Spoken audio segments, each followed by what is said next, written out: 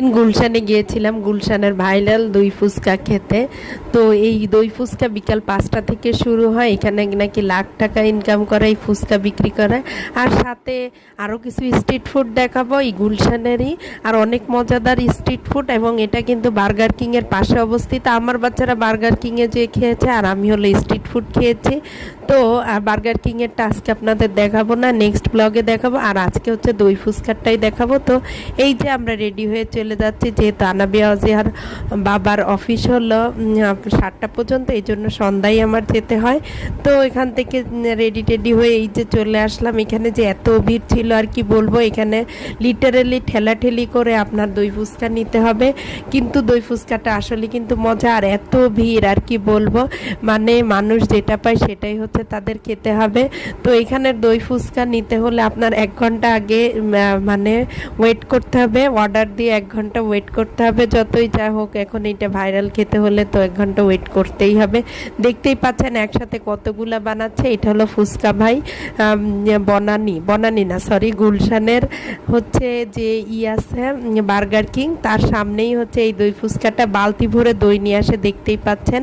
আর এটা কিন্তু হচ্ছে এই বার্গার কিং এর গলিতে অনেকগুলা ফুচকা আছে। আমার কাছে এই ফুচকা ভাইয়ের ফুচকাই মানে ভালো লেগেছে, এবং এটাই হচ্ছে নাকি ভাইরাল, সেটাই তো আমি জানতাম।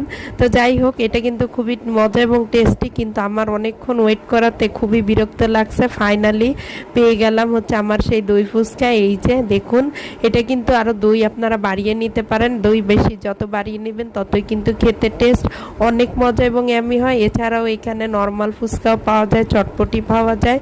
তো এই দই ফুচকাটা কিন্তু আমার কাছে ভালোই লেগেছে, অনেক সুন্দর। তো এটা হচ্ছে বিকাল 5টা থেকে সারা রাত নাকি থাকে, সেটাই আমি জানি। আর অনেকে পার্সেল নিয়ে যাচ্ছে, এই যে দেখতে পাচ্ছেন, এটা মেবি নর্মাল ফুচকা হতে পারে। তো দই ফুচকার পাশে হচ্ছে এইখানে চিকেন কাবাব ভাজতেছিল, তো সেটা খাচ্ছিলাম। দেখতেই পাচ্ছেন এই ফুচকা ভাইয়ের পাশে, যেহেতু দই ফুচকা অর্ডার দিতে হলে 1 ঘন্টা পর দেয়, তো আমি সাথে সাথে পাশে যতগুলো স্ট্রিট ফুড আছে এগুলো ভিজিট করলাম। এটা হচ্ছে গুলশান নিহারি ঘর। এখান থেকে আমি একটা কালাভুনা নিয়েছিলাম।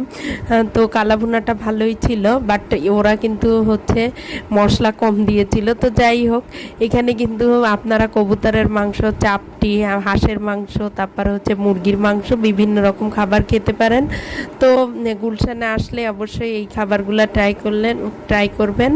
আর এখানে কিন্তু অনেক ধরনের খাবার পাওয়া যায়, শুধু যে এরকম মাংস পাওয়া যায় সেটা না।